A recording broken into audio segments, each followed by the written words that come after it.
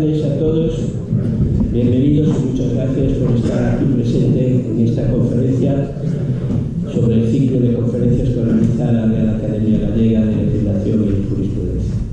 Señor Fiscal Superior de la Comunidad Autónoma, señora delegada del Gobierno de Galicia, Jefe Superior de Policía, señor Presidente de la Real Academia de Medicina de Galicia, representantes de los colegios de notarios y de registradores, señor Fiscal Provincial, académicos, académicas. Bueno, esto va a ser una charla distendida sobre el tema del pasivo de las sociedades gananciales, porque plantea problemas prácticos y ha llegado en numerosas ocasiones a la Sala Primera del Tribunal Supremo, que resolvemos distintos asuntos que se están produciendo en este ámbito. Yo creo que para acercarnos al pasivo de las sociedades gananciales tenemos que partir de una consideración previa y ineludible, que es que las sociedades gananciales carecen de personalidad jurídica, por lo tanto no es un sujeto de derecho, no puede intervenir en el tráfico jurídico contratado.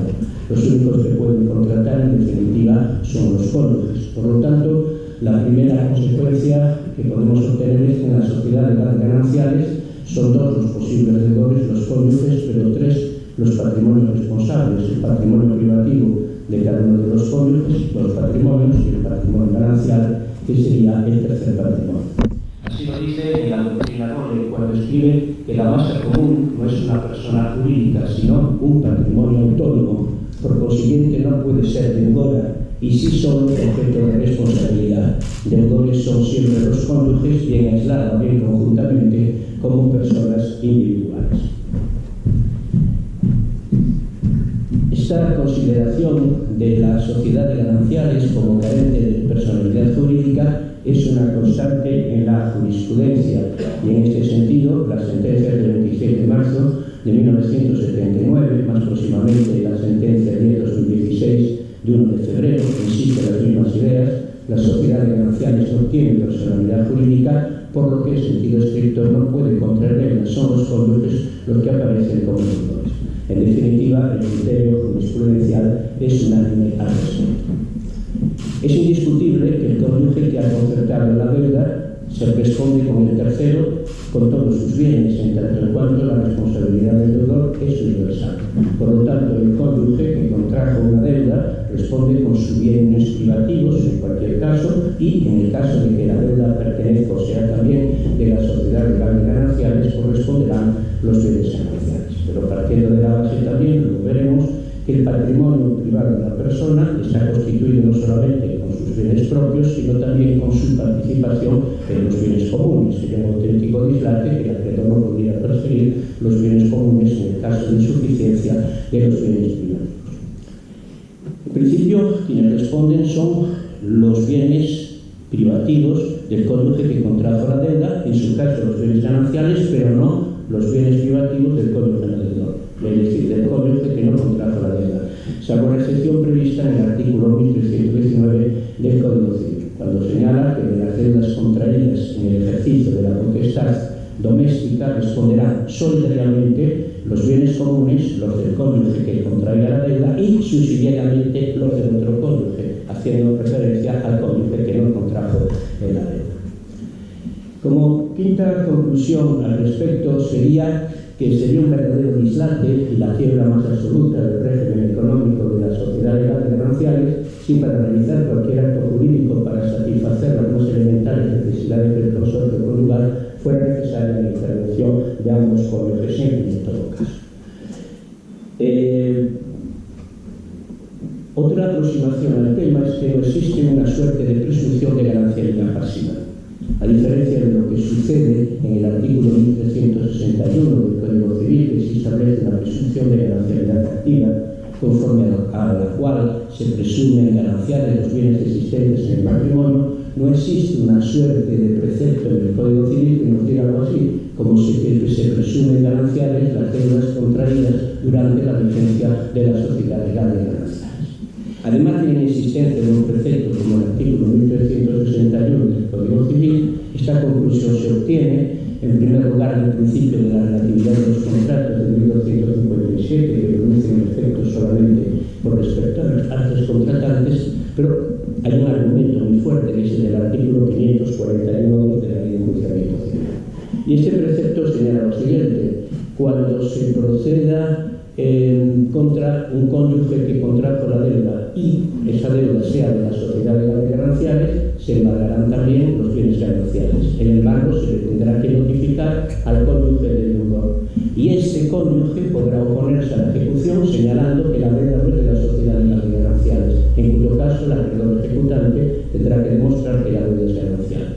Si esto es así, como dice la ley, entonces no existe una suerte de presunción de ganancialidad pasiva, puesto que de existir, el acreedor ejecutante estaría liberado de la carga de la prueba. Por lo tanto, el problema que se nos plantea es cuándo, en qué condiciones y bajo qué presupuestos responden los bienes gananciales. Para responder esta pregunta tenemos que distinguir dos conceptos, uno que es el concepto de carga y otro que es el concepto de responsabilidad.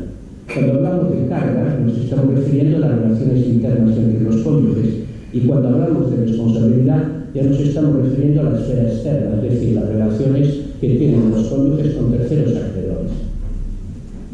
Con respecto al concepto de carga, se encuentra recogido, esta aplicación funciona francamente mal. El concepto de carga se encuentra recogido en el artículo 1362 del Código Civil, que dice que serán de cargo de la sociedad de gananciales los gastos siguientes, y ahí realiza una enumeración en donde se encuentra el sostenimiento de la familia, comprendiendo los gastos de alimentación y educación de los hijos comunes, o incluso el hijo de uno de los cónyuges, de uno solo de los cónyuges que viva en una familia. Es muy habitual, pues, dada la existencia de procedimientos de divorcio. En segundo lugar, es carga de la sociedad de gananciales la adquisición, tenencia y disfrute de los bienes comunes, los gastos derivados de la administración ordinaria de los bienes privativos de cualquiera de los cónyuges, y también los gastos relativos de la explotación regular del negocio de cualquiera de los cónyuges. Pues bien, si nosotros resulta que estamos empleando,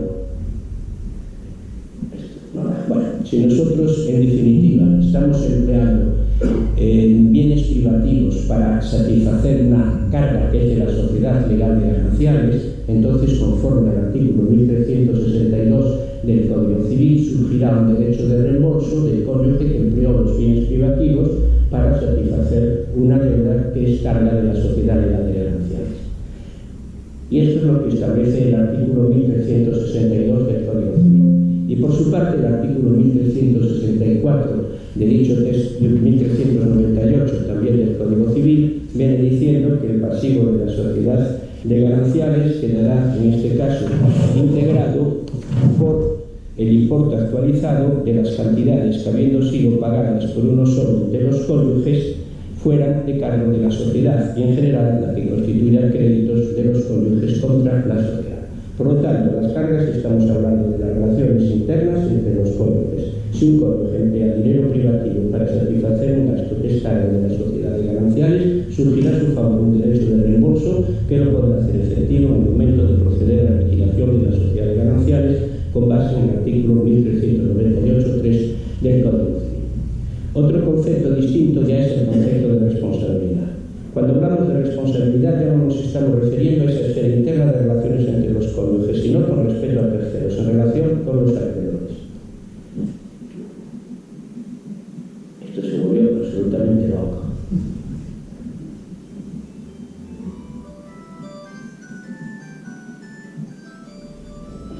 Lo siento, pero esto no va. Bueno, entonces cuando nos estamos refiriendo a las relaciones externas entre los cónyuges, entonces estamos hablando del concepto de responsabilidad. Entonces, los bienes gananciales responderán directamente en los supuestos del artículo 1365 del Código Civil, que establece que responderán directamente frente al acreedor de las deudas contraídas por un cónyuge en el ejercicio de la potestad doméstica, de la gestión o disposición de los bienes gananciales que por ley o capítulos le correspondan en el ejercicio ordinario de la profesión, arte u oficio o en la administración ordinaria de los propios bienes. Por lo tanto, en estos casos responden los bienes gananciales en relaciones externas con respecto a los acreedores de la sociedad legal de gananciales.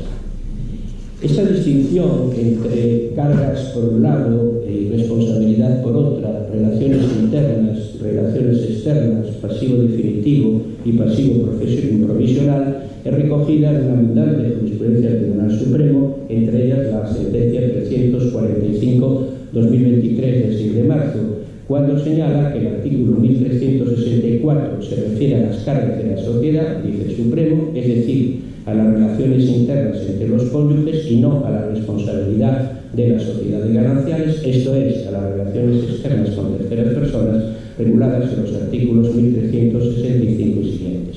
Esta distinción entre carga y responsabilidad, relaciones internas y relaciones externas, pasivo definitivo y pasivo provisional, es admitido por una reiterada jurisprudencia. Por lo tanto, si una carga de la sociedad de gananciales es abonada con bienes privativos de uno de los cónyuges, nacería un derecho de reintegro del cónyuge que empleó bienes propios para satisfacer una carga que es de la sociedad de gananciales.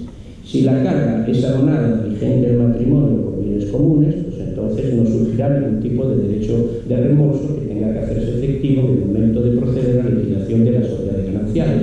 Ahora bien, si resulta que no se ha liquidado vigente del matrimonio la carga con bienes comunes, entonces surgirá un derecho de crédito que le corresponda en este caso al cónyuge con respecto a la sociedad legal de gananciales. Para determinar cuándo es una deuda tiene la naturaleza de ganancial, pues tenemos que acudir a un criterio de naturaleza subjetiva. Y en este sentido, el artículo 1367 del Código Civil dice que es ganancial la deuda que es contraída por los dos cónyuges conjuntamente. Es decir, que si los dos cónyuges contraen la deuda actuando conjuntamente, entonces la deuda es de naturaleza ganancial. Y aquí es indiferente la razón por la que se contrajo la deuda. Puede ser perfectamente una deuda que hubiera sido contraída para realizar una reparación en un bien privativo, para satisfacer un impuesto, para abonar una herencia, que es un bien privativo de cualquiera de los cónyuges. Es indiferente, responden los bienes gananciales conforme al artículo 1367 por la sola circunstancia de que la deuda haya sido contraída conjuntamente por ambos cónyuges. En este caso no cabe ningún tipo de duda, responderán los bienes gananciales porque así expresamente lo dice el artículo 1367 del Código Civil, pero también responden los bienes privativos de los cónyuges, en tanto en cuanto los cónyuges son deudores, son cercanos a la deuda. Con lo cual el problema jurídico que ahora nos surge es: ¿y los cónyuges que responden? ¿De forma mancomunada o de forma solidaria? La doctrina se inclina fundamentalmente hacia la mancomunidad. Sin embargo, el Tribunal Supremo viene aplicando en numerosas ocasiones soluciones derivadas del juego de la llamada solidaridad tácita, derivada de la circunstancia de que para entenderse obligado solidariamente de sujetos no es necesario que expresamente se haga constar de esta manera en la obligación, sino que la solidaridad se puede deducir de las propias circunstancias concurrentes, sobre todo cuando actúan los deudores con una unidad de objeto, es decir, constituyendo una comunidad jurídica de objetivos. Por ejemplo, si los dos cónyuges, actuando de conjunto, conciertan un carpintero para que realice unas obras de reparación en la vivienda familiar, no cabe ningún tipo de duda que esa deuda concertada conjuntamente por ambos cónyuges es una deuda ganancial por el juego de 1367 del Código Civil. Serán tres los patrimonios responsables de esta deuda ganancial, pues la deuda ganancial, el privativo de cada uno de los cónyuges en tanto en cuanto concertaron la obligación, y como existe en este caso una comunidad jurídica de intereses, porque a los dos les interesa la ejecución de esas obras, por eso los dos los han contratado, responderían solidariamente frente al acreedor, en este caso frente al carpintero. Os dais cuenta como estamos hablando de las relaciones externas, ya no de las relaciones internas existentes entre los cónyuges. Siguiendo el criterio subjetivo, el artículo 1367 del Código Civil sigue diciendo: responderán las deudas de la sociedad de gananciales por las deudas contraídas por uno solo de los cónyuges con el consentimiento expreso del otro. Aquí la diferencia radica que en el primer caso eran los dos conjuntamente los que concertaron la deuda. Aquí la va a concertar uno solo con el consentimiento del otro. Por lo tanto, la deuda es ganancial, responden sin lugar a dudas los bienes gananciales.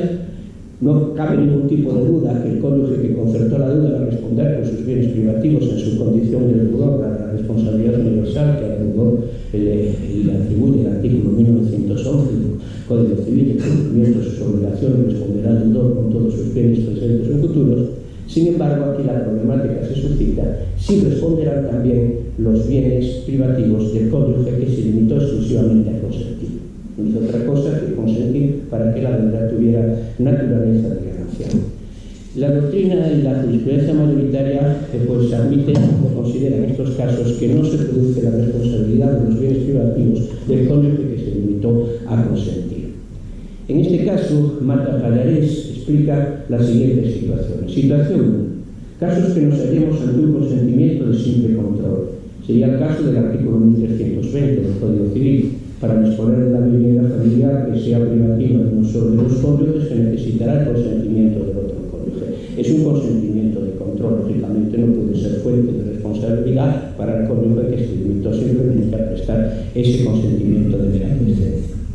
Casos en los que el consentimiento se presta en cumplimiento de una exigencia legal, realizar actos de disposición sobre los bienes comunes gananciales. Aquí en este caso parece que también la responsabilidad debía de extenderse a los bienes privativos del cónyuge que se limitó a prestar su consentimiento, porque su consentimiento, para Marta Pallarés, era obligatorio en estos supuestos para poder enajenar.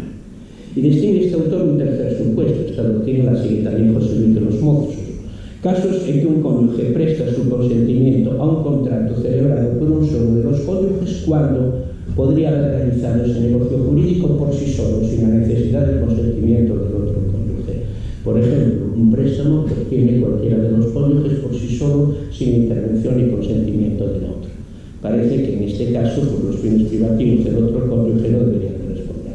Luego veremos con carácter general cómo la jurisprudencia en estos supuestos de deudas concertadas por uno solo de los cónyuges entiende que la deuda es ganancial, en tanto en cuanto fue contraída por un cónyuge con el consentimiento expreso del otro. El cónyuge responde con los bienes privativos a su condición de deudor, pero no responderán los bienes privativos del cónyuge que se limitó a consentir en todos esos casos.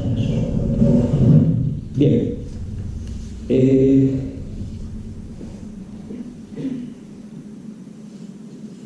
Así lo explica, por ejemplo, la sentencia 629-2022 del 27 de septiembre. Dice: el hecho de que la acreedora demandante se dirigiera previamente contra el marido que firmó el contrato obedece a la lógica de que el cónyuge que contrató la deuda fue el marido.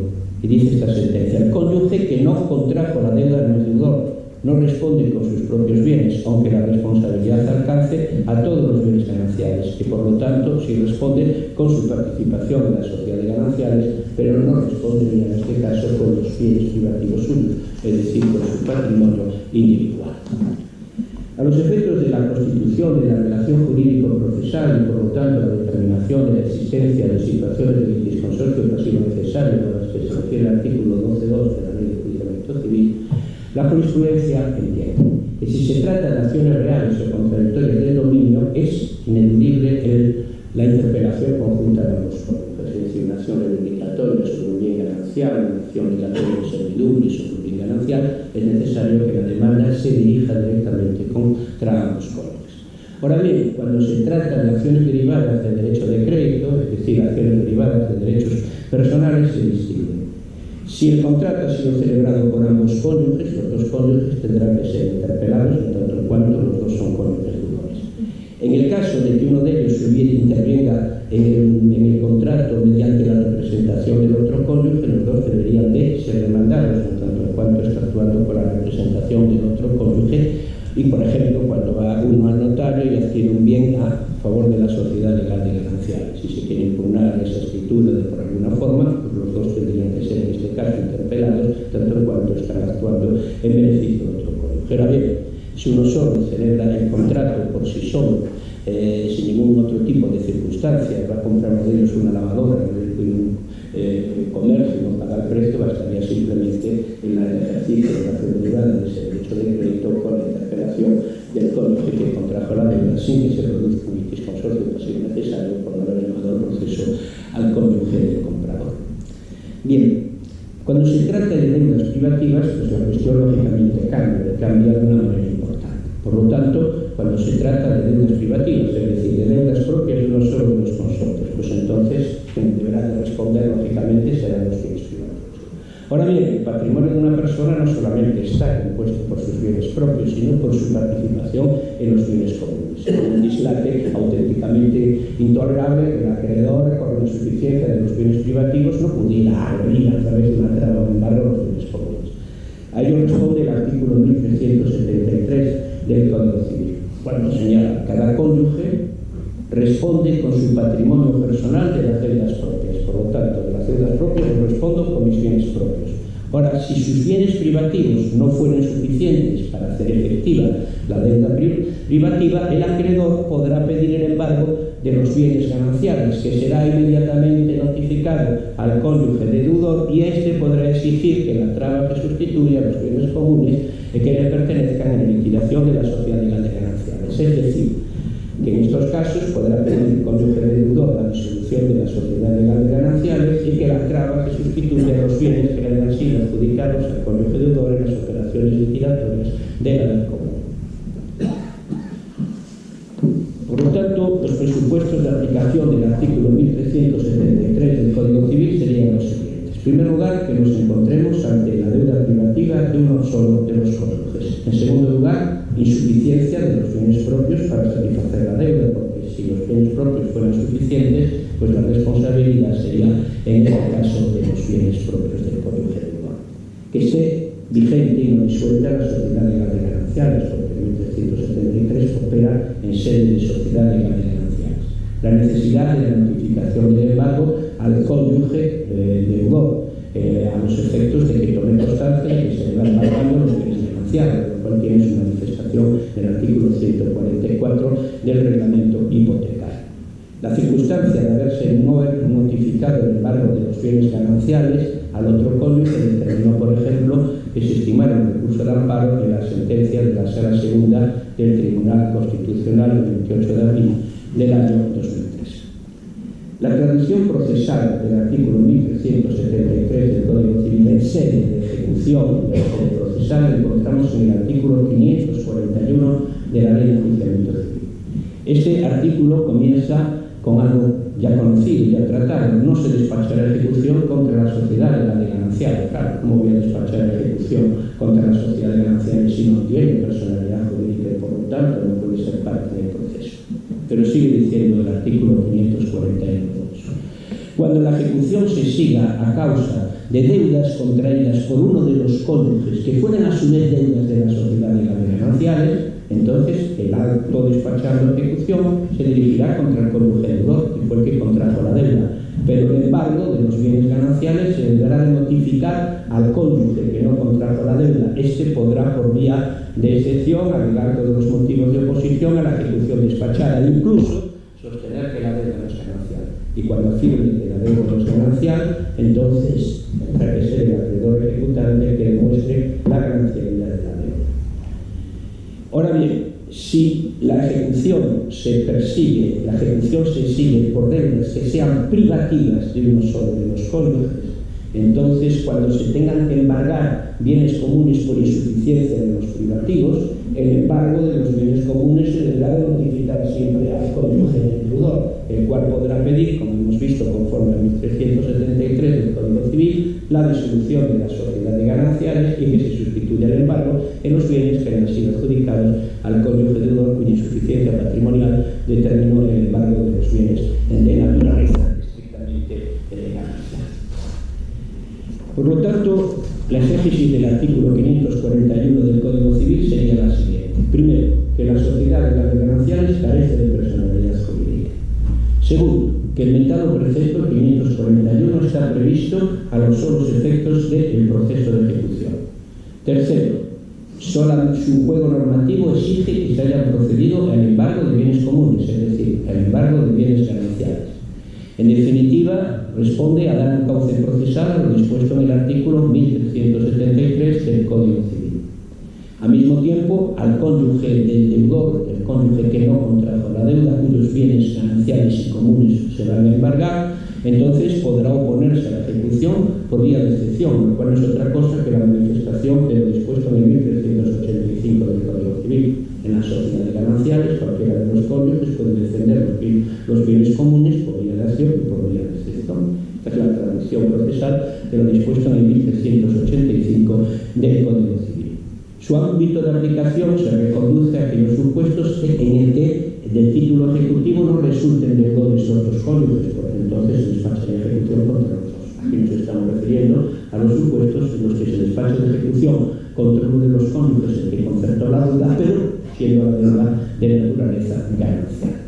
El artículo 541 opera también tratándose de títulos ejecutivos, tanto judiciales como extrajudiciales, es decir, tanto los supuestos de sentencia, en los casos de un auto aprobando homologando un acuerdo de transacción que han llegado a las partes en el curso en el proceso, como también un decreto de letrado de administración de justicia, una escritura pública que fue la primera copia, una póliza original de un contrato mercantil, es decir, todos los supuestos del artículo 541 de la Ley de Enjuiciamiento Civil.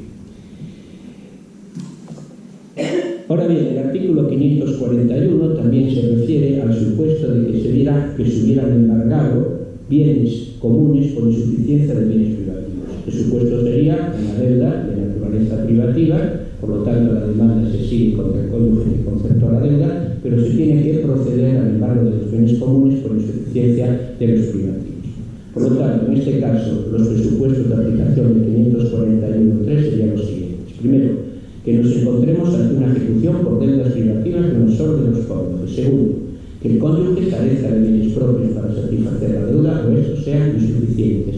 Tercero, que por esa razón de la insuficiencia de los bienes privativos se haya procedido al embargo de los bienes gananciales, que se notifique la traba al cónyuge que no deudor, al cónyuge que no contrajo la deuda, artículo 144 del reglamento hipotecario, 541.3 de la Ley de Enjuiciamiento Civil, el cual podrá oponerse a la ejecución, el cual no podrá oponerse a la ejecución por la vía del 1385 porque la deuda no es ganancial. La deuda es privativa del cónyuge, pero no opera el 1385. En este caso, el cónyuge deudor no puede oponerse a la ejecución que hubiera sido despachada. Y es necesario que el cónyuge solicite la disolución de las sociedades gananciales, que se llevará a efecto por el propio juzgado por la vía del procedimiento especial de los artículos 806 y siguientes. Se liquidarán las sociedades gananciales, se determinarán cuáles son los bienes comunes que le pertenezcan en la liquidación del haber engananciado al cónyuge deudor, y el embargo continuará la traba de la subasta con respecto a los bienes que hayan sido adjudicados en estas operaciones liquidatorias. Otro tema que suele suscitarse en numerosas ocasiones ante el Tribunal Supremo es una problemática derivada por cierto sector de las audiencias provinciales que vienen partiendo de la base que a los efectos de la liquidación de la sociedad legal de gananciales se entiende disuelta la sociedad legal de gananciales con la presentación de la demanda de separación de divorcio o como consecuencia de la promoción de las medidas previas o provisionales de los artículos 102 y 103 del Código Civil. En definitiva, lo que pretenden los cónyuges es que se congele la situación patrimonial en el momento en el que se presentó la demanda, que normalmente ya están separados de hecho, a pesar de que formalmente continúa la sociedad de gananciales, porque la sociedad de gananciales se disuelve en el momento en que se dicta la correspondiente sentencia de separación, nulidad o divorcio. Pues bien, en este caso, la jurisprudencia del Tribunal Supremo es constante y continua en el sentido de que solamente se tiene disuelta la sociedad de gananciales a partir del momento que concurre causa legal de disolución de las previstas en el Código, bien sea por el fallecimiento de cualquiera de los cónyuges, bien sea por la escritura pública notarial que aprueba el divorcio y el convenio regulador existente entre los cónyuges, ya sea por el otorgamiento de capitulaciones matrimoniales en lo que disuelva la sociedad de gananciales, bien sea porque concurren algunos de los supuestos de 1393 del Código Civil, pero siempre con disolución. A veces se nos está alegando una jurisprudencia que sigue la sala, pero que no se refiere exactamente a esa situación a la que he hecho referencia. Se trata de aquellos casos de largas separaciones de hecho entre los cónyuges con ruptura absoluta de sus vínculos tanto afectivos como patrimoniales, es decir, matrimonios absolutamente rotos que se separan, que llevan separados 15, 20 años y que durante ese intervalo de tiempo donde ha desaparecido la propia esencia de la sociedad de gananciales, que es un consorcio de vida en común, pues entonces hacen adquisiciones de bienes y entonces pretenden otro cónyuge, formalmente sigue siendo cónyuge porque no están separados o divorciados, que se consideren esos bienes adquiridos a título de uso como gananciales. En este caso, la sala entiende que es un abuso de derecho y que por lo tanto estas situaciones no pueden generar la ganancialidad cuando se ha desaparecido la esencia propia de la sociedad legal de gananciales de constituir un patrimonio común con el que administrar y satisfacer las cargas de una sociedad de gananciales que es absolutamente inexistente, ¿verdad? Absolutamente ficticia, porque han roto entre ellos cualquier tipo de vínculo. Por tanto, esta jurisprudencia no puede ser aplicable a los casos de que se ha presentado la sentencia de separación, no se han dictado medidas provisionales o previas de los artículos 102 y 103 del Código Civil. La sentencia 61/2006 se presenta ante un caso que es muy ilustrativo, pero por interesante me voy a hacer referencia a ello. Los cónyuges en el año, el 15 de julio de 1976, habían suscrito en documento privado un acuerdo, el acuerdo siguiente. Primero, que se separaban voluntariamente y segundo, dividían sus bienes, todos conyugales, de este modo, y se realizaba una atribución enorme de cuáles eran todos los bienes gananciales y se distribuía entre unos y otros el patrimonio ganancial. Y había una cláusula que decía: sin que este acuerdo pueda ser anulado por ninguna de las partes hasta que se llegue a escritura notarial en la primera quincena del mes de agosto del año actual, es decir, la primera quincena del mes de agosto del año 1976. Lo que pasa que lo haga el notario en el año 1997, es decir, 11 años después se divorcia, y otros 11 años después, pues pretende el marido promueve el marido el procedimiento de liquidación de la sociedad legal de gananciales. A lo que se opone el cónyuge y dice: pero si ya hemos partido en el año 1976. Por lo tanto, el problema que se estaba dilucidando en este caso era si valía ese negocio jurídico privado del año 1978, en donde liquidaba la sociedad legal de gananciales. La sala en este caso entendió que no tenía valor ese documento privado, porque el presupuesto de la liquidación de la sociedad de gananciales es la previa disolución, y ahí no se había disuelto la sociedad legal de gananciales. La disolución de la sociedad legal de gananciales requiere o bien una sentencia de separación de acto de divorcio, o bien el otorgamiento de capitulaciones matrimoniales ante el notario con la necesaria existencia como requisito solemnitario de la escritura pública, 1327, o la concurrencia de alguno de los otros supuestos de disolución de 1393. Es cierto que en 1393 dice que es motivo de disolución de la sociedad de gananciales la separación de hecho libremente consentida por el periodo de un año, sí, pero dice con resolución judicial. De aquí resolución judicial no existía, con lo cual se dijo que era necesario proceder al procedimiento de liquidación de la sociedad de gananciales, porque conforme en 1396 del Código Civil, una vez disuelta la sociedad de gananciales es cuando se procede a su liquidación mediante la formación del activo y pasivo de la sociedad. Por lo tanto, el presupuesto de liquidar es la disolución. Ahora bien, disuelta la sociedad de gananciales por cualquiera de las formas que permite nuestro ordenamiento jurídico, la liquidación de la ganancial, las adjudicaciones correspondientes entre los cónyuges se puede hacer perfectamente y con plena validez jurídica en documento privado. Otra cosa es que para que pueda inscribirse en el registro a escritura pública. La sentencia 564/2024 del Tribunal Supremo se enfrenta a otro problema que es muy recurrente en la práctica, que son los casos de la comunidad posganancial y el régimen jurídico al que está sometida la comunidad posganancial. Y lo digo por lo siguiente. Resulta que el matrimonio se disuelve por divorcio, no cabe ningún tipo de problema, pero ese matrimonio trae secuelas, y las secuelas son el préstamo hipotecario, que sigue siendo pues, una deuda de la sociedad legal de gananciales, que sigue devengándose a pesar de la sentencia de divorcio. El problema es que hay un cierto sector de la jurisprudencia que viene entendiendo: no, mire usted me tiene que liquidar la sociedad de gananciales hasta el momento de la disolución, es decir, hasta el momento de la sentencia de divorcio. Y luego el resto, lo que se siga devengando, se trata de una liquidación de la comunidad posganancial. De suerte que tendríamos que hacer dos tipos de liquidaciones: la de la liquidación de la sociedad de gananciales hasta el momento en que se disolvió, y la disolución y liquidación de la sociedad posganancial. Bueno, esta situación pues parece lógicamente bastante absurda, y la sala primera la ha descartado. En definitiva, en esta sentencia, la 564/2024 del 25 de abril, razona de la manera siguiente. En primer lugar, el artículo 1396 del Código Civil dice: disuelta la sociedad, se procederá a su liquidación, que comenzará con el inventario del activo y del pasivo. Por lo tanto, desde el momento en que se disuelve hasta que se liquida, nos hallamos ante una suerte de comunidad posganancial, Y esta comunidad posganancial está integrada por los dos cónyuges, con el supuesto de que la causa de disolución sea el fallecimiento de uno de los cónyuges, por el cónyuge superficie y los herederos del cónyuge del muerto.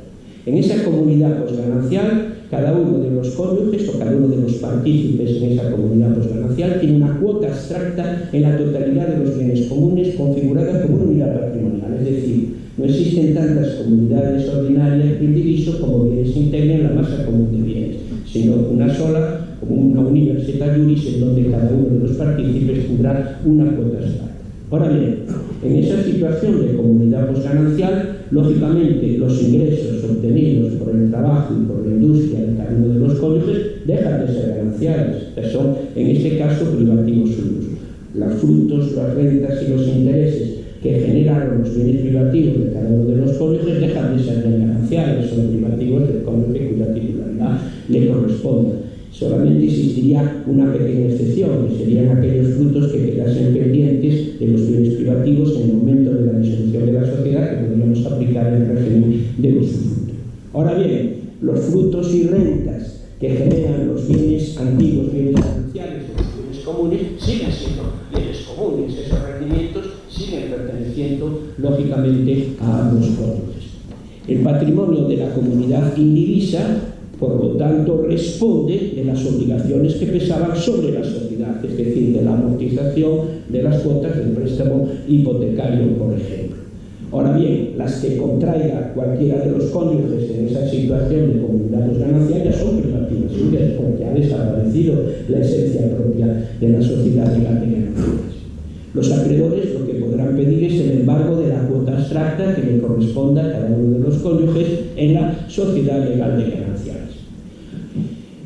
Con respecto a las deudas que se hallen pendientes, que eran de la sociedad legal de gananciales, pendientes en el momento de la disolución de la sociedad, pues siguen siendo deudas comunes que pertenecerán a la comunidad posganancial. Y estas se tendrán que incluir en la liquidación de la sociedad legal de gananciales, es decir, que será pasivo de la sociedad de gananciales hasta que se tenga efecto la operación liquidatoria. Porque el artículo 1398.1 del Código Civil dice que el pasivo de la sociedad está integrado por las deudas pendientes a cargo de la sociedad. Por lo tanto, es una deuda pendiente a cargo de la sociedad que tendrá que integrarse en el pasivo de la sociedad. Y si es satisfecha esa deuda común en situación de posganancialidad con bienes privativos de uno solo de los cónyuges, entonces tendrá un derecho de crédito que podrá hacer efectivo en el momento de la liquidación de la sociedad de gananciales.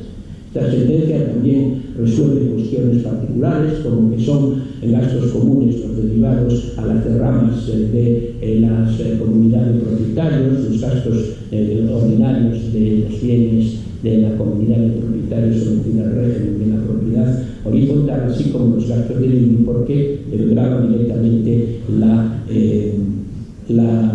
propiedad. ¿Y qué sucede en esa situación de comunidad posganancial? ¿Qué sucede con respecto a los gastos necesarios de conservación de los bienes comunes que hayan sido realizados en situación de comunidad posganancial por cualquiera de los cónyuges, o las mejoras que hubieran sido realizadas durante los bienes comunes? Bueno, pues en estos casos tendremos que aplicar el régimen jurídico del 1063 del Código Civil en sede de partición de la herencia, en tanto en cuanto el artículo 1410 del Código Civil establece que lo no previsto en el Código Civil en materia de liquidación de la sociedad legal de gananciales quedará en este caso integrado con las disposiciones relativas a la división y partición de la herencia. Por lo tanto, si aplicamos el 1063 del Código Civil, dice: los coherederos deben abonarse recíprocamente la partición, las rentas y frutos que cada uno de ellos haya percibido de los bienes hereditarios, las impensas útiles y necesarias hechas en los mismos y los daños ocasionados por la misma diligencia. En definitiva, si en la comunidad posganancial con bienes privativos se realiza una reparación necesaria de un bien común, lo puede incluir como derecho de crédito en favor para hacer efectivo las operaciones liquidatorias. Lo que quiero decir es que es un dislate auténtico, que no tiene sentido pues realizar dos tipos de liquidaciones. Estamos hablando de bienes comunes que no eran gananciales. Es cierto que a partir del momento de la disolución quedan integrados en una comunidad posganancial, pero esto no quiere decir que no puedan incorporarse las operaciones liquidatorias de la red común como una deuda pendiente y que por lo tanto deberán realizarse las adjudicaciones correspondientes bajo el régimen jurídico Por ejemplo, fue el caso de la sentencia 556-2024 del 24 de abril. Y aquí el caso era el siguiente: se trataba de un préstamo bancario, 18.000 euros, constitutivo de una carga de la sociedad de las gananciales. Y resulta que en el momento de la disolución de la sociedad de las gananciales quedaban pendientes de abonar 13.000 euros. Se constituye entonces, se procede a la formación de inventario y hay un pacto en el convenio regulador suscrito al procedimiento de divorcio de que los cónyuges tuvieron a abonar al 50%. Bien, ¿qué sucede en este caso? Que resulta que estos 13.000 euros han sido abonados con dinero privativo de uno solo de los cónyuges. El artículo 1398 del Código Civil señalaba que el pasivo de la sociedad está integrado por las deudas pendientes a cargo de la sociedad. Por lo tanto, los 13.000 euros eran una deuda pendiente a cargo de la sociedad de gananciales que tendrá que incorporarse al inventario como consecuencia del 1398. Resulta que el marido con dinero privativo satisface esa deuda que era de la sociedad de gananciales. Entonces, en este caso, sería de aplicación el 1398.3, cuando señala que también a partir del pasivo el importe actualizado de las cantidades que, habiendo sido pagadas por uno solo de los cónyuges, fueran a cargo de la sociedad y en general las que constituyan créditos de los cónyuges contra la propia sociedad. Por lo tanto, en estos casos se entendió que el crédito del marido de los 13.000 euros derivados que con dinero privativo satisfizo una deuda derivada del consorcio, pues debían incluirse también en las operaciones liquidatorias de la ganancia. Y es que además habría otra base para ello, el artículo 1405 del Código Civil. Si uno de los cónyuges resultara en el momento de la liquidación acreedor personal del otro, podrá exigir que se le satisfaga su crédito adjudicándole bienes comunes a lo que el deudor pague voluntariamente. Por lo tanto, no veíamos inconveniente alguno en que se llevara a efecto esta situación en el propio procedimiento de liquidación de la sociedad de gananciales. Otro tema recurrente es el concerniente a la protección de los acreedores en la liquidación de la sociedad legal de gananciales. Y entonces aquí la protección de los acreedores se lleva a efecto por tres vías fundamentales. En primer lugar, por un derecho de cobro preferente que le corresponde al acreedor. En segundo lugar, por la posibilidad de oponerse a que se lleven en efecto las operaciones liquidatorias de la haber ganancial sin que antes se hubiese pagado o satisfecho las deudas que tengan contra los bienes gananciales. Y en tercer lugar, por la responsabilidad que incluso puede ser intravías del artículo 1401 del Código Civil.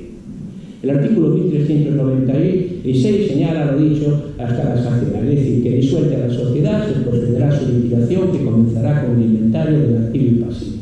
Por lo tanto, la realización de las operaciones liquidatorias no genera el efecto jurídico del vencimiento y exigibilidad de las deudas pendientes, seguirán estando sometidas, como es lógico y natural, a los plazos correspondientes. Pensar, por ejemplo, el caso paradigmático del préstamo hipotecario. Pues bien, la protección que tienen en este momento de la liquidación los acreedores es la siguiente. En primer lugar, por el orden de pago de las deudas.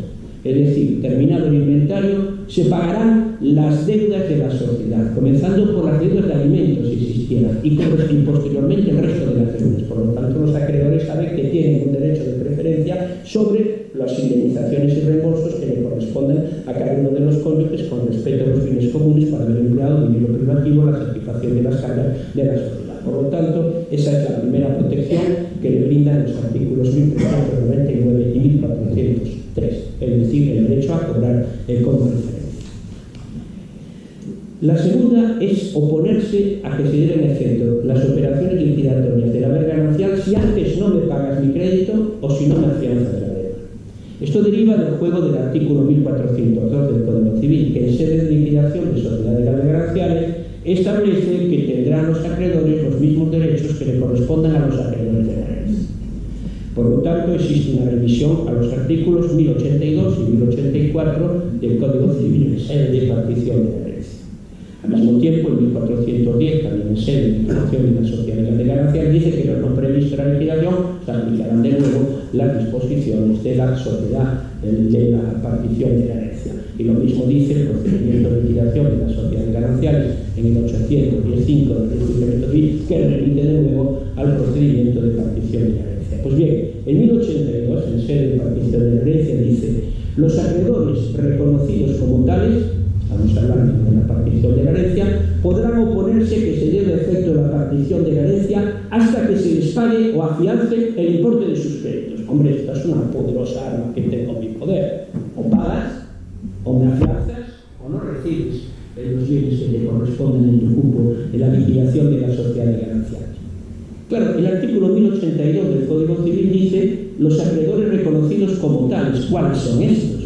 Pues bien, eso lo aclara el artículo 782.4 de la Ley de Enjuiciamiento Civil, que dice: los acreedores reconocidos como tales en el testamento, si alguno de los cónyuges ha hecho el testamento, por los coherederos mutatis mutandis, para que decir un crédito reconocido por los cónyuges en el inventario de la sociedad de gananciales, o aquellos acreedores que tengan su crédito reconocido en un título ejecutivo, revisión al 517 del enjuiciamiento civil. Por lo tanto, aquellos acreedores que no sean por sentencia judicial, por laudo arbitral, por escritura pública que sea primera copia, por póliza original del contrato mercantil, pero bien de notario, es decir, los supuestos del artículo 517. Estos podrán oponerse a que se lleve a efecto las operaciones particionales del haber común. Lo pueden oponerse en cualquier momento, lógicamente con un punto final, que es antes de que se haya realizado la entrega definitiva de los bienes de los cónyuges, porque entonces ya no tendría sentido.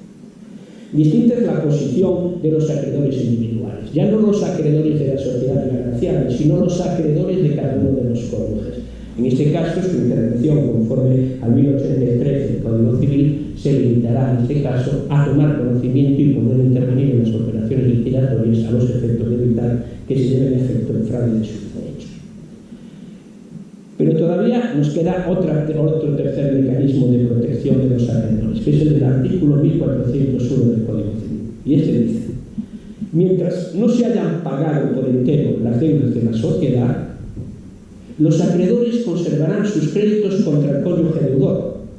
Lógicamente, el cónyuge deudor responde con todo su patrimonio, ¿verdad? Tanto en cuanto fue el que contrajo la deuda. Ahora sigue diciendo: el cónyuge no deudor, es decir, el que no contrajo la deuda, siendo esta deuda de la sociedad de gananciales, el cónyuge no deudor responderá con los bienes que le hayan sido adjudicados si se hubiere formulado debidamente inventario judicial o extrajudicial.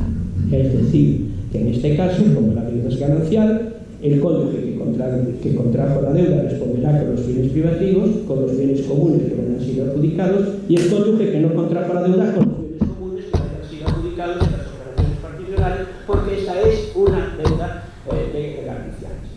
Bien, siempre y cuando se hubiese formulado inventario judicial o extrajudicial. Por lo tanto, para que opere este artículo es necesario que concurran los siguientes requisitos. Bueno,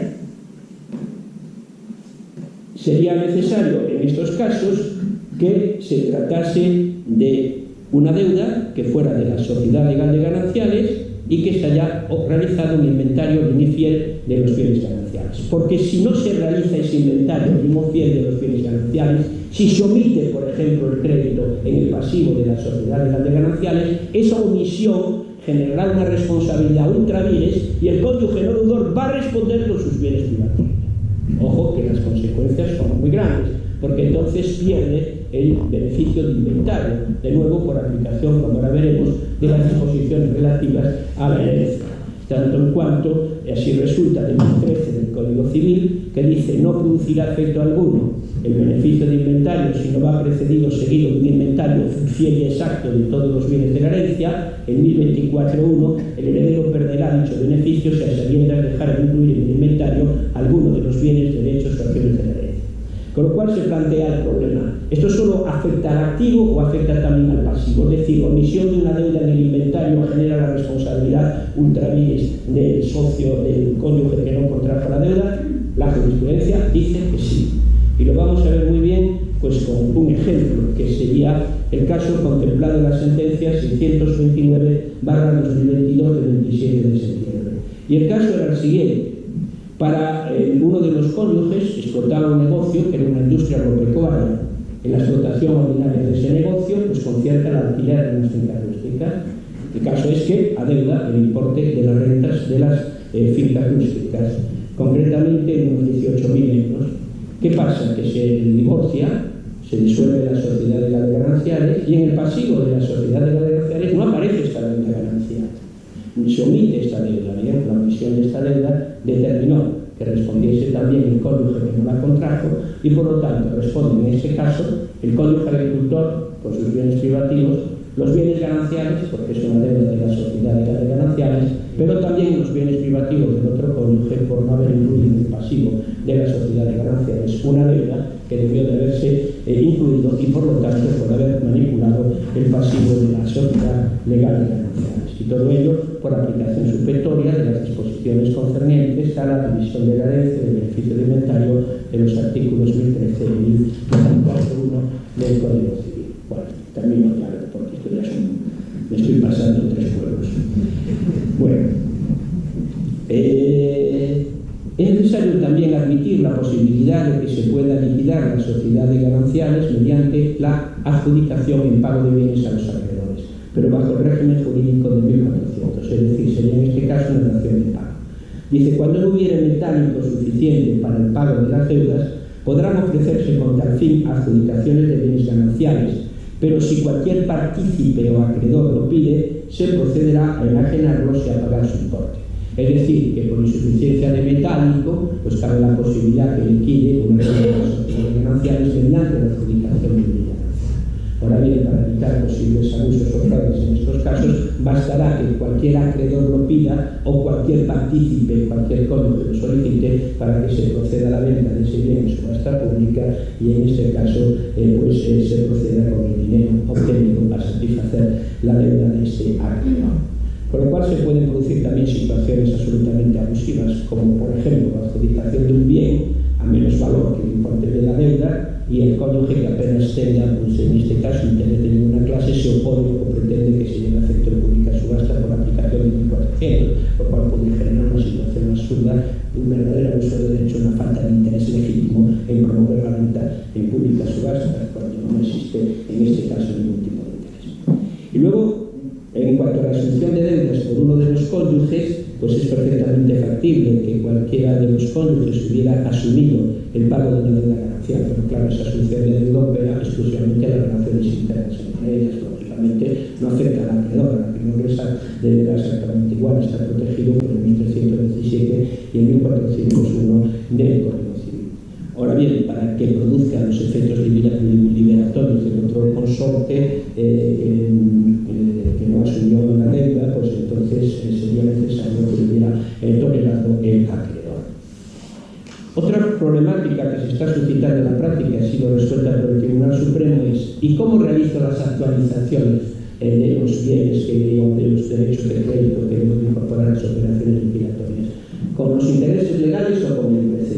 Pues bueno, la cuestión fue resuelta en la sentencia de 224/2022 y 1684/2023 en el sentido de que la actualización hay que realizarla conforme al IPC. Aquí se explican cuáles son las razones en virtud de las cuales opera esto. Termino en 2 minutos.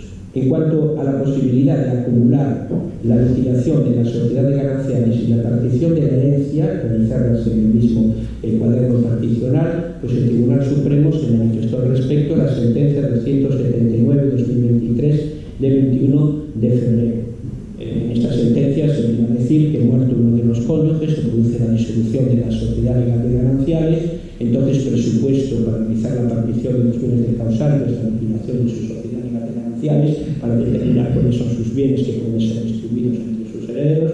Por eso siempre la jurisprudencia viene admitiendo que el contador partidor tenía facultades de liquidar la sociedad legal de gananciales con respecto al cónyuge superstite. Por eso el propio procedimiento de emisión judicial de la herencia en el artículo 783 establece que a la formación a la designación de contador partidor deberá de ser llamado siempre y en todo caso del cónyuge del causante, y al mismo tiempo por una elemental razón de acumulación de pretensiones basada sobre todo en la misma finalidad, en este caso de razones de economía procesal y la inescindibilidad de las operaciones, en tanto en cuanto es presupuesto de la división judicial de la herencia la previa liquidación de las sociedades gananciales, hasta el punto de que se ha decretado la nulidad de la partición si no se procedió previamente a la liquidación del haber común, del haber común del difunto. Bueno, hoy en día ya no ofrece ningún tipo de problema, se reformó la ley de enjuiciamiento civil y el artículo 73.2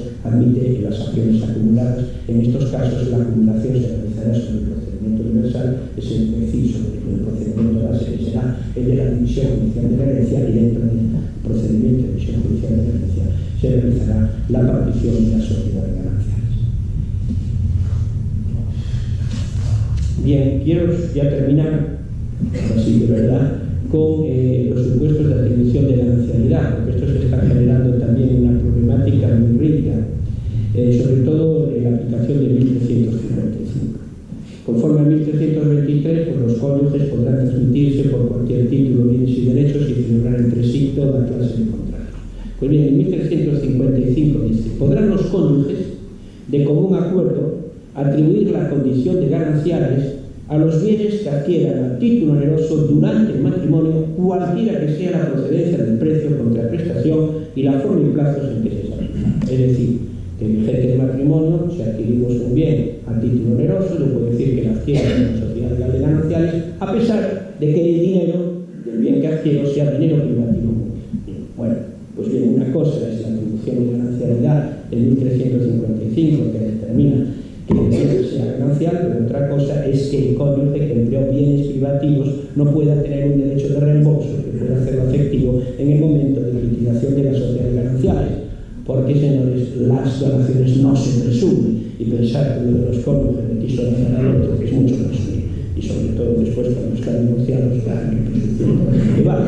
Entonces, en estos casos se viene aplicando el 1358, cuando señala: cuando conforme este código los bienes sean privativos o gananciales, con independencia de la procedencia del caudal con que la adquisición se realice, habrá de reembolsarse el valor satisfecho a costa respectivamente del caudal común del propio, mediante el reintegro de su importe actualizado en el momento de proceder a la liquidación. Así se hizo, por ejemplo, las sentencias 806-2023 de 23 de mayo o la sentencia 1745-2023.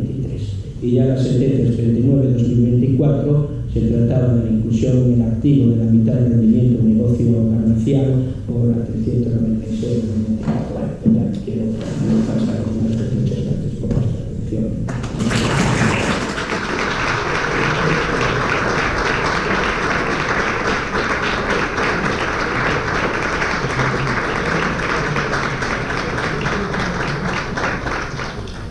¿Queréis hacer alguna pregunta o plantear alguna cuestión? Por mí, si pueden contestar algo, lo contestaré. Y si no, pues nos vamos, que ya bastante hemos echado.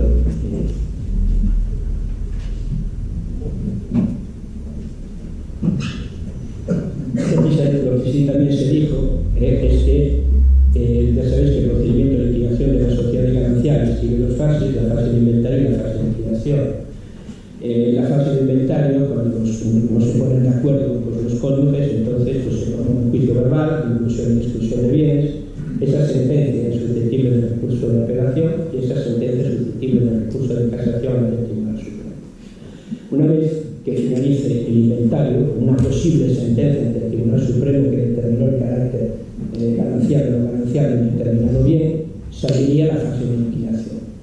La fase de liquidación, si no se ponen de acuerdo los cónyuges con la liquidación, pues entonces continuaría por el procedimiento de división judicial de la herencia. Hay un